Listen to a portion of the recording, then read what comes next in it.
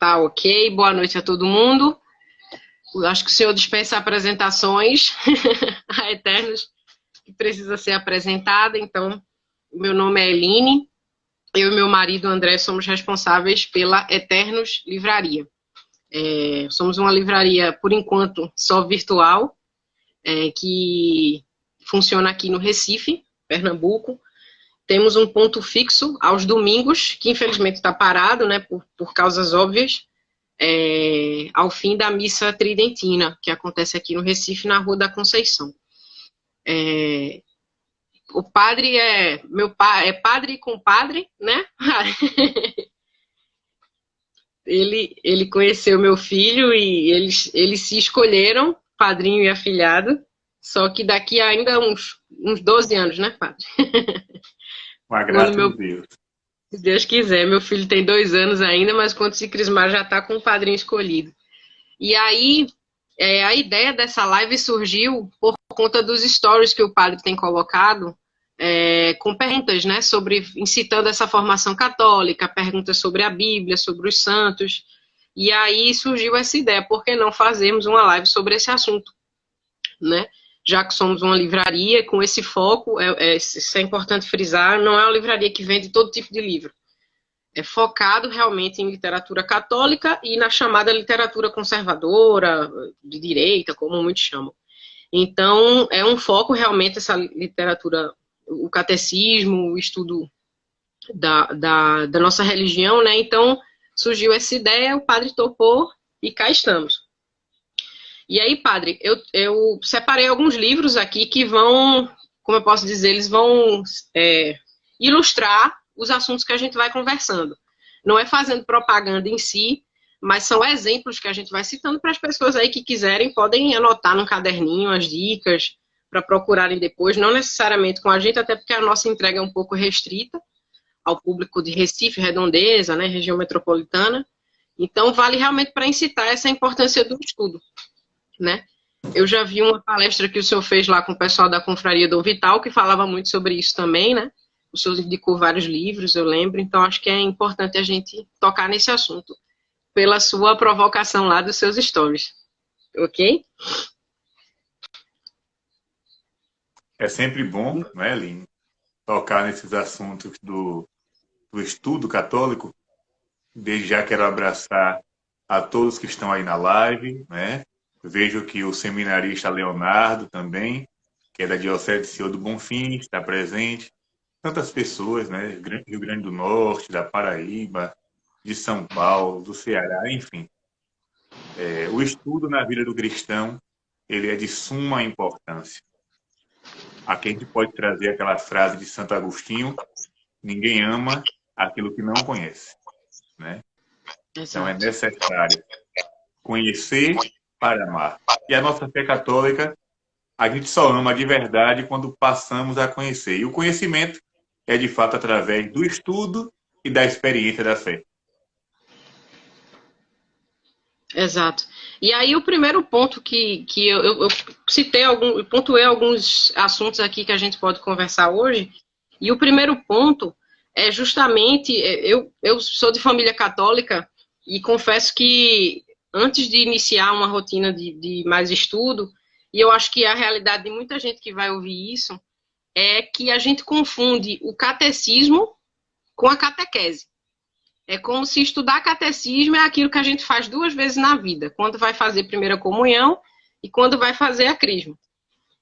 E, na verdade, o catecismo não é isso, né? A catequese é um momento específico da nossa formação cristã, mas o estudo do catecismo deve estar presente em toda a nossa vida, né? Queria que o senhor pontuasse sobre isso, para esclarecer. Sim, sim. Na verdade, o estudo do catecismo, da doutrina da igreja, melhor dizendo, que não se resume apenas no catecismo, o catecismo é como como é que eu posso dizer? É o livro principal, né? Depois da Sagrada Escritura, é o livro-chave da doutrina católica, é o amparo da doutrina católica. Mas, exatamente, mas que não se resume, né, somente ao catecismo. A doutrina da igreja abrange tudo aquilo que diz respeito à fé, né? tudo aquilo que diz respeito à fé. E quando nós falamos de catecismo, nós não devemos simplesmente esperar aqueles momentos que a paróquia oferece, da catequese da primeira comunhão, a catequese de preparação para a crisma. Não.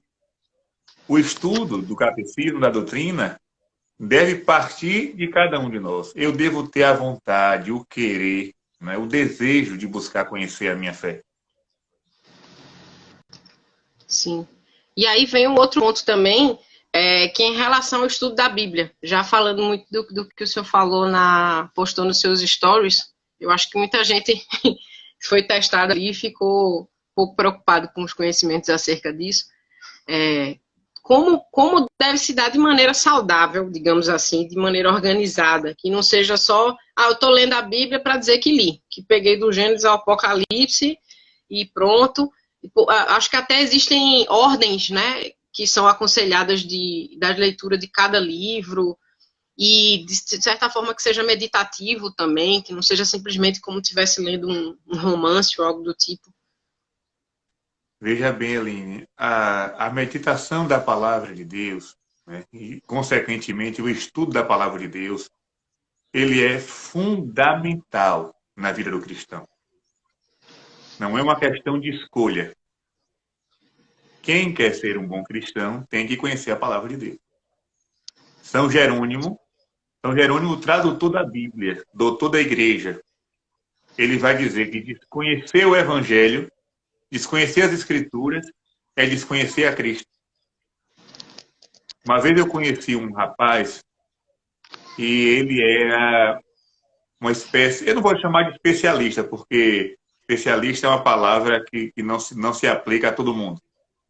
Mas ele era um bom conhecedor da Suma Teológica de São Tomás de Aquino. Ele conhecia muita coisa.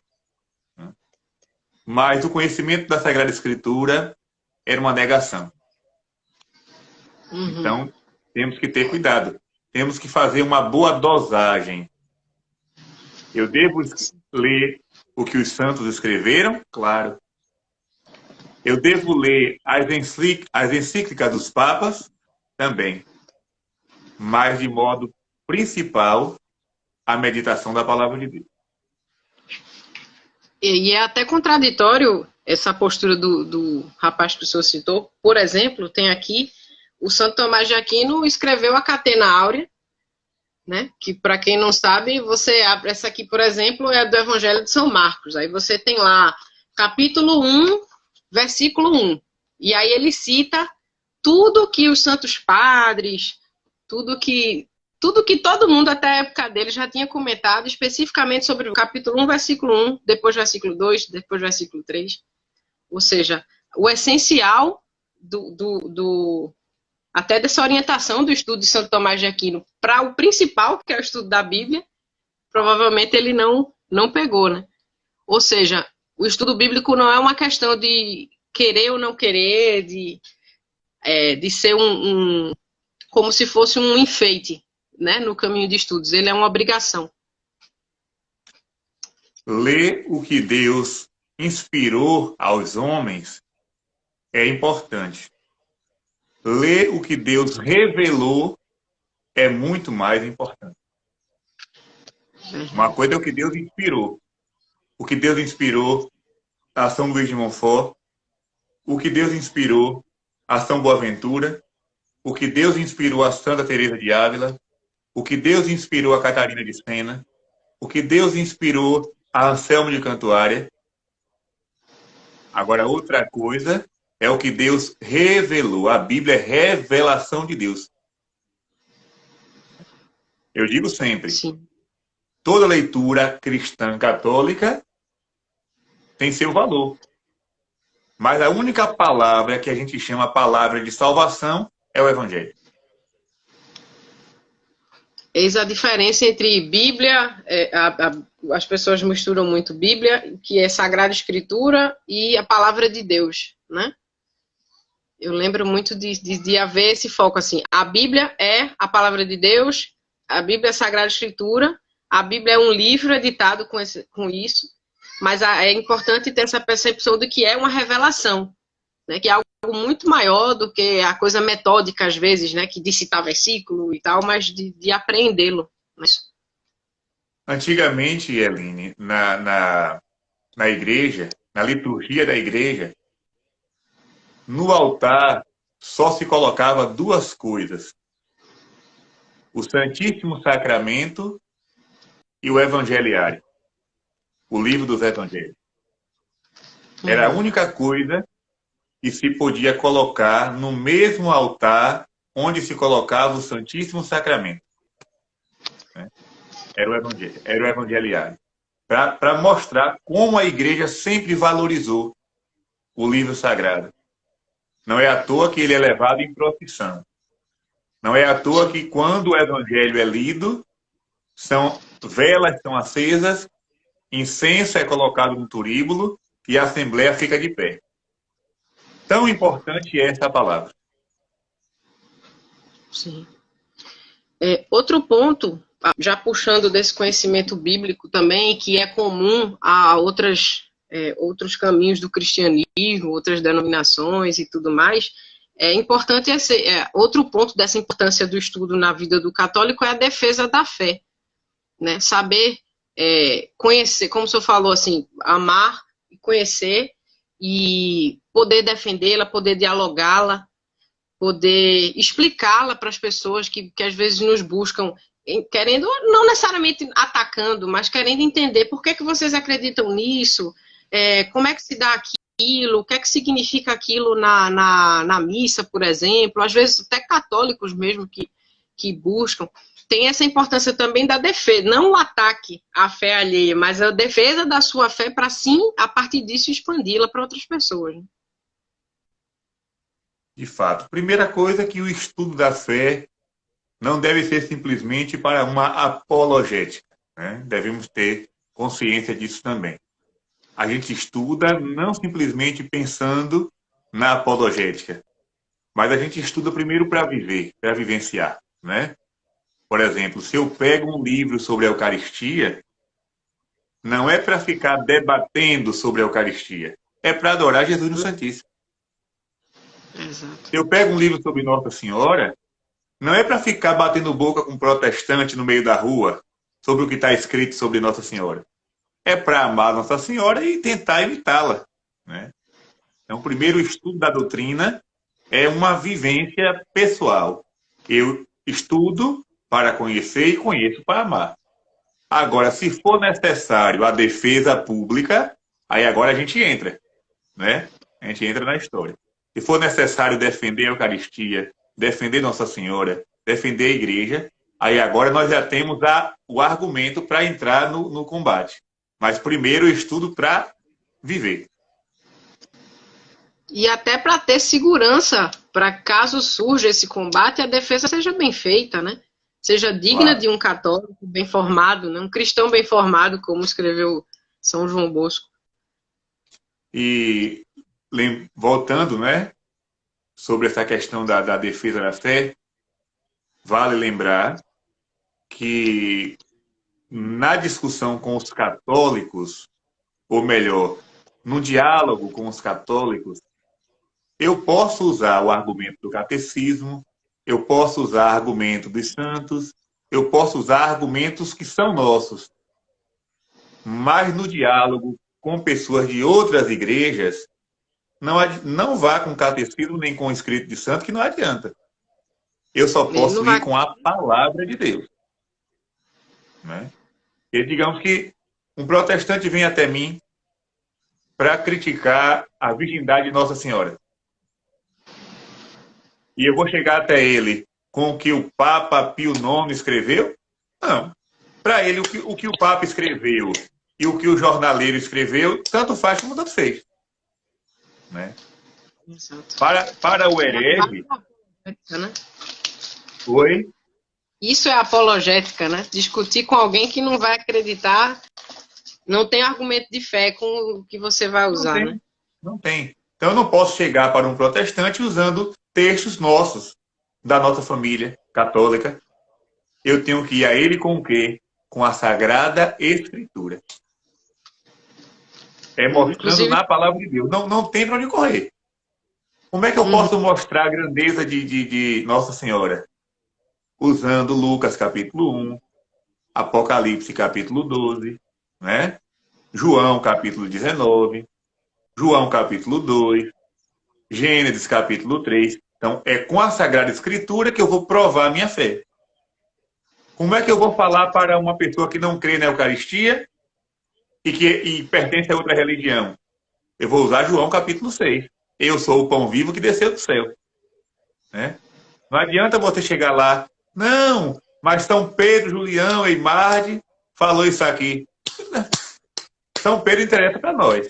Né? Então, para discutir com um católico, ou melhor, para dialogar com um católico, a doutrina. Nós temos um caminhão de livros, mas para discutir com alguém de fora, só a Sagrada Escritura. isso inclusive me fez lembrar desse outro livro aqui, aproveitando. Está na Bíblia os versículos católicos. Isso lembra muito o que o senhor falou. Ele pegou as 95 teses de Lutero e rebate, digamos, cada uma com 95 passagens bíblicas. Né? Então ele desmonta um por um, como isso que o senhor falou. Para cada contra-argumento vai ter um ponto da revelação. Né? E Nossa Senhora na capa. Então é importante o conhecimento da palavra de Deus. O que me ajudou muito, né, a ter essa parte. Porque assim, Bíblia eu sempre tive. Desde que eu me entendo por gente, na minha casa tinha Bíblia. Mas eu não lia. Sim. Né? Eu não lia. Eu lia a Bíblia quando tinha encontro de grupo de jovens que me mandavam fazer o Evangelho do dia, aí eu lia. Né? Quando tinha novena do Natal, e vinha lá o dinâmica, versículo do texto, aí tinha que ler. Mas eu não tinha o costume de pegar a Sagrada Escritura para meditar. O que me fez, né, ter prazer pela palavra de Deus foi quando eu comecei a ter mais intimidade com a oração. Né? A vivência no Espírito Santo, né? As pregações do padre Jonas Abib foram de grande valia para isso.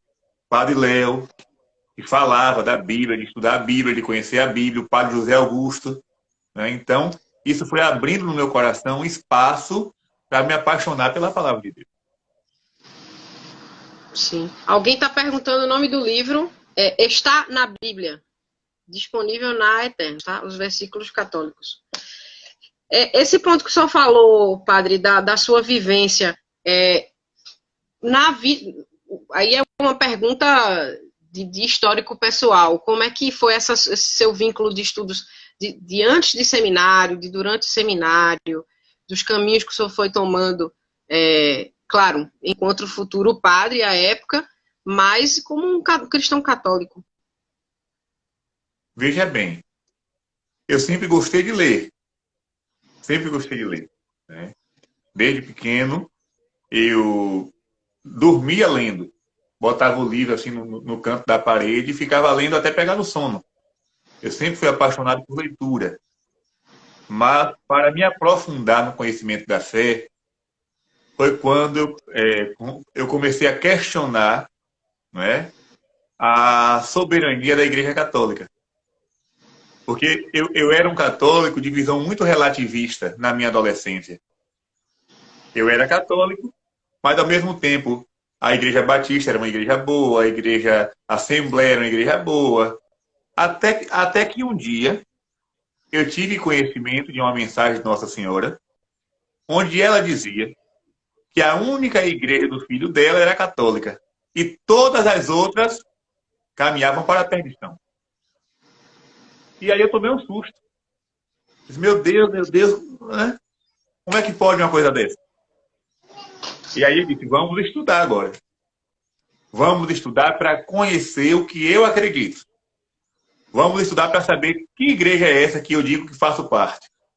E aí eu mergulhei de cabeça nos estudos. E quando entrei no seminário, a coisa só foi crescendo. Era 2, 3, 4 livros por mês. O dinheiro do lanche eu comprava livro. Comi o livro. E aí, puxando isso, já também expandindo os outros pontos de importância nos estudos, o que o senhor acredita em relação ao estudo da história da igreja, em que isso interfere positivamente na prática católica? Conhecer a história da igreja depende de que estudo você vai fazer, né? Porque existem livros da história da igreja que não trazem a verdade, trazem uma história distorcida.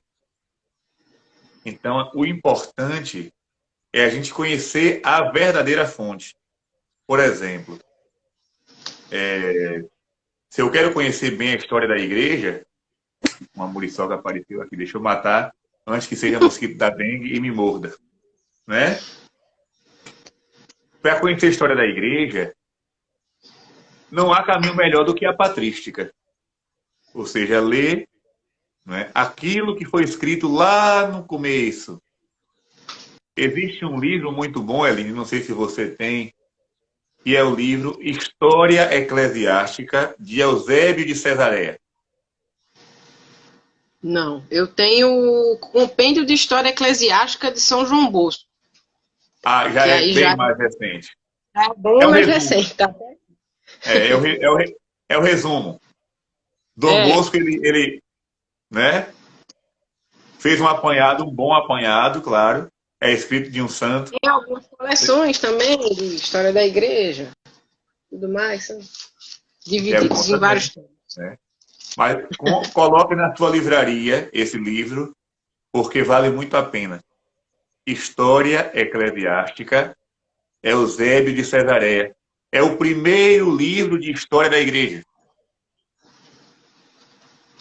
Ele foi o primeiro historiador cristão. Eusébio de Cesareia é o primeiro historiador cristão. Então ele vai contar como era a igreja naquela época. Um livro que foi escrito ali por volta do século II, século III. Sim, E o engraçado é que a igreja daquela época é a mesma de hoje. pois é. Era a igreja que se reúne aos domingos para celebrar a Eucaristia. É a igreja que fazia batizado de crianças.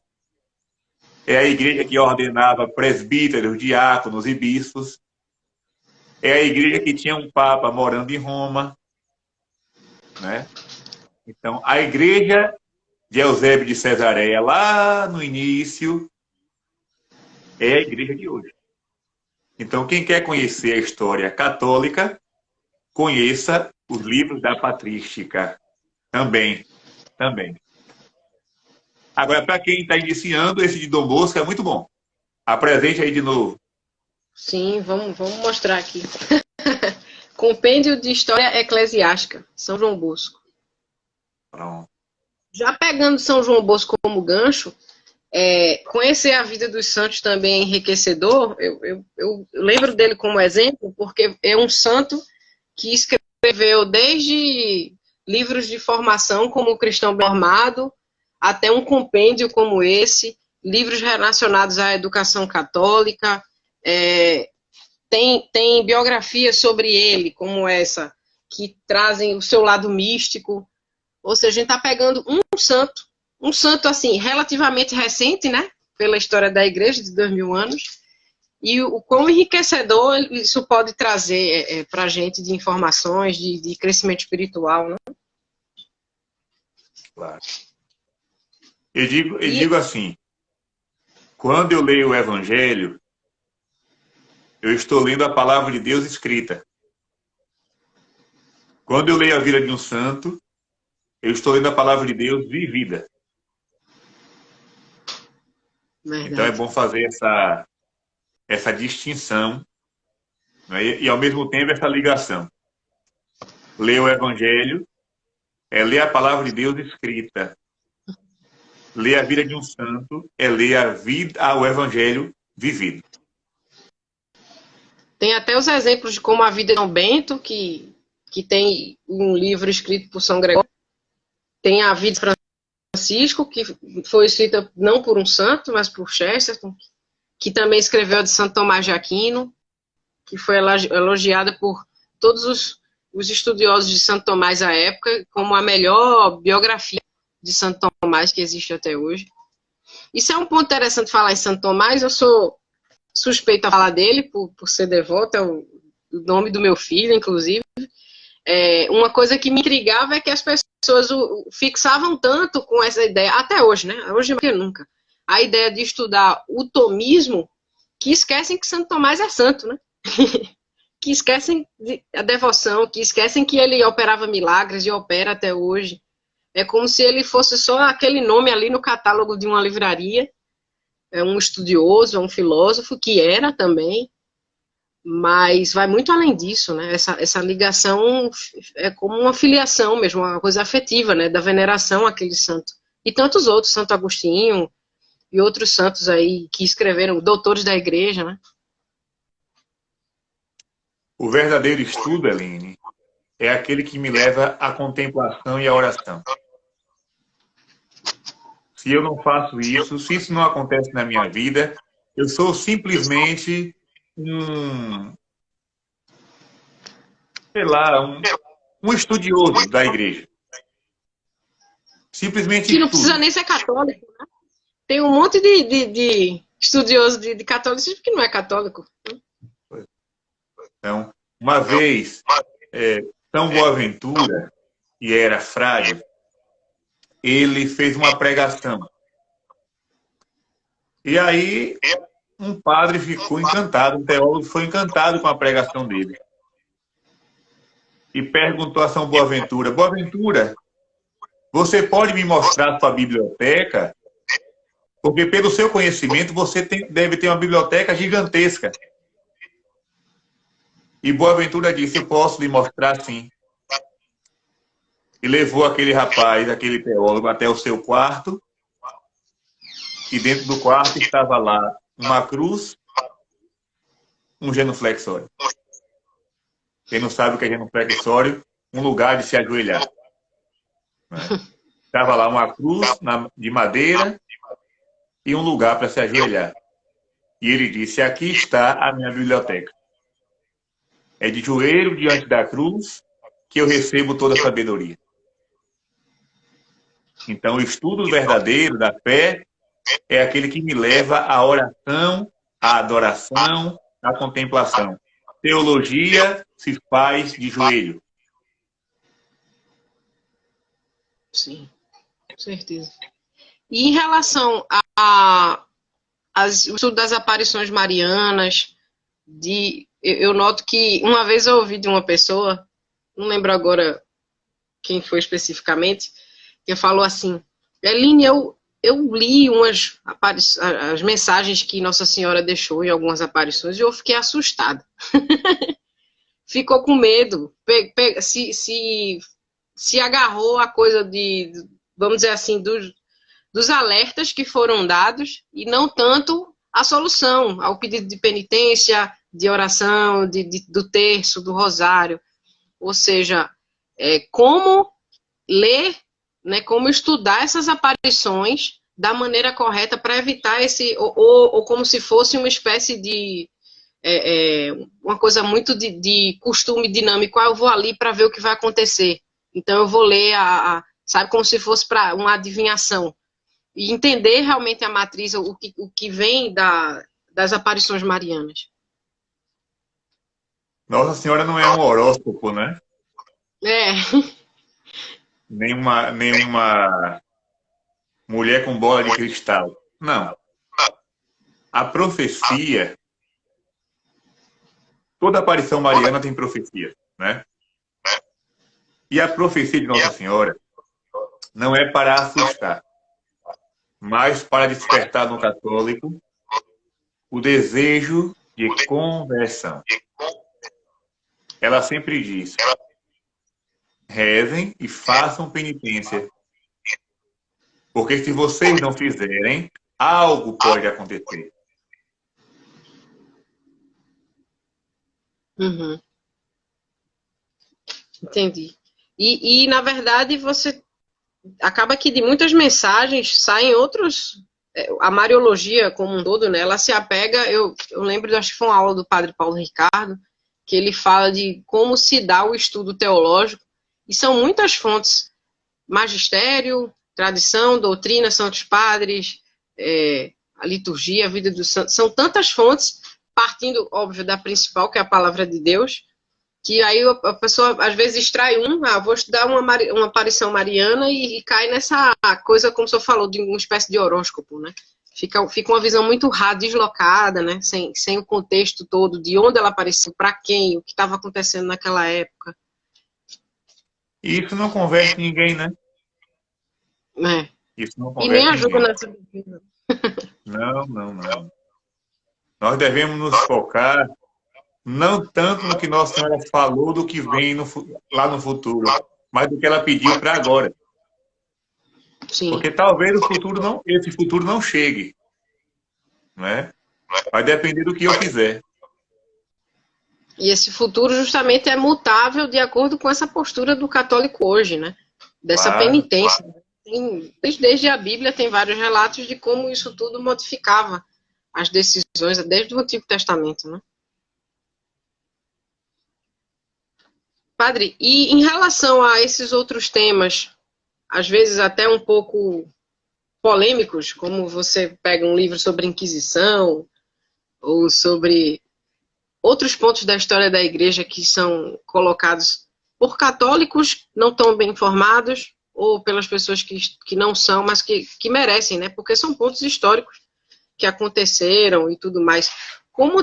Eu acho que já pegando um gancho de uma frase que o senhor falou já no começo da live, estudar para defender a fé, mas esse não é o ponto principal, né?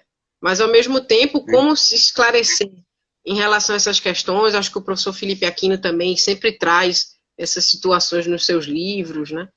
Para que haja esse tipo de informação também histórica, não só a coisa devocional ou mariana. Veja bem, principalmente os jovens, acho que está dando um pouco de eco aí na minha voz. Se só abaixar um pouquinho o celular, acho que melhora. Certo. Então, quando se fala da questão do estudo, principalmente para o jovem que faz faculdade, que faz segundo grau, você vai ouvir na escola ou na faculdade inúmeras barbaridades. A igreja matou milhões de pessoas. A igreja fez isso e aquilo. A igreja aprontou isso e aquilo. Então, para não cair nessa conversa fiada, nesse conto da carochinha, eu devo também conhecer a história um pouco que nebulosa da nossa igreja. O que foi a Inquisição? As cruzadas, né? Os combates da igreja, a reforma protestante, né? A simonia que existiu também, ainda existe até hoje. Eu devo entender um pouquinho para poder conhecer mais a minha fé e defender também. Sim. Aproveitando, padre, algumas pessoas já fizeram mais ou menos a mesma pergunta sobre o estudo bíblico. Se existe uma ordem adequada, um livro que possa ser começado, até se houver uma lista específica, a gente pode compartilhar depois. Existe alguma indicação quanto a isso? Veja bem, livros sobre a Bíblia tem muitos. Agora, para quem está começando, eu vou indicar um que me ajudou bastante. Se não tiver aí, Aline, providencie também. Certo. O nome do livro é A Bíblia no Meu Dia a Dia. É um livrinho pequeno. Não temos. É um livrinho pequeno, fino, gostoso de se ler, fininho e muito barato. Né? Então, anote aí para você colocar depois na sua livraria também. A Bíblia no Meu Dia a Dia. Aí vai ter lá, cada hora, um livro para você ler, como riscar. É muito bom. Outro grande clássico, e aí já trazendo para o conhecimento do centro da nossa fé, Jesus, é esse aqui. Como muita gente lê, eu lembro de ver esse livro em cabeceira de família desde muito pequena, mas não entendia necessariamente assim como ele é útil na vida de um católico, o que é que ele traz, são dicas práticas, para quem já ouviu falar e nunca leu. A Imitação de Cristo é um livro para alimentar nossa espiritualidade. É um livro que foi lido por muitos santos. Santa Teresinha leu esse livro. Né? Santa Teresinha cita a frase da Imitação de Cristo. É um livro que não cai de moda. É um livro que não fica velho. É um livro velho, mas que não fica velho. É sempre atual. Inclusive, essa edição é muito recente. Ela saiu um dia desses, com a tradução do padre Leonel Franca.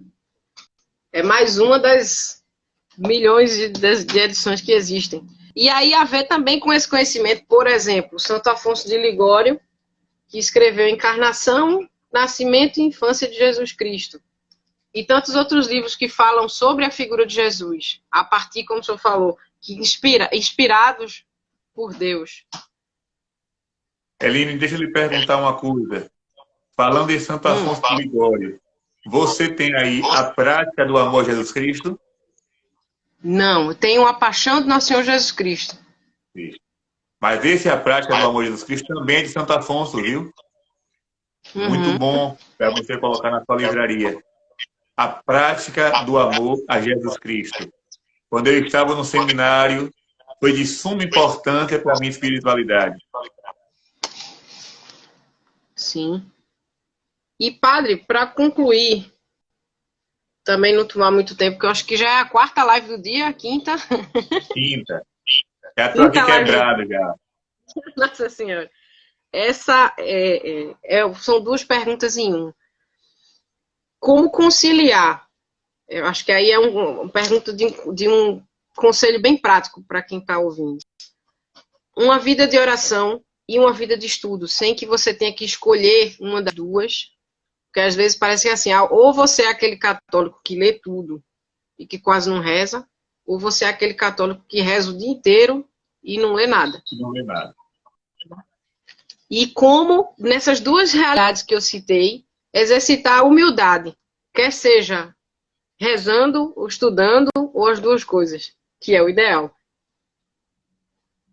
Basta olhar o exemplo dos santos. Nós temos santos doutores na igreja. Se eles são doutores, é porque leram bastante, rezaram bastante e escreveram também bastante. Né? Não é só olhar para os santos. Eu devo ler na medida certa, estudar, né, na medida certa, rezar na medida certa e ser humilde sem limite. Né? Sem limite. Né? Então, eu não posso aqui agora dizer assim, não, o que é melhor, o que é mais importante? Tudo isso é importante. Conhecer a fé é importante, rezar. Como eu falava, a minha meditação, o meu estudo, deve me levar à oração. Ou melhor, até na hora que eu estou estudando, eu devo estar rezando. Meu coração em sintonia com Deus. Eu não posso estudar simplesmente para aumentar o meu intelecto, mas para aumentar o meu amor, a minha fé. Senão eu vou fazer como os protestantes.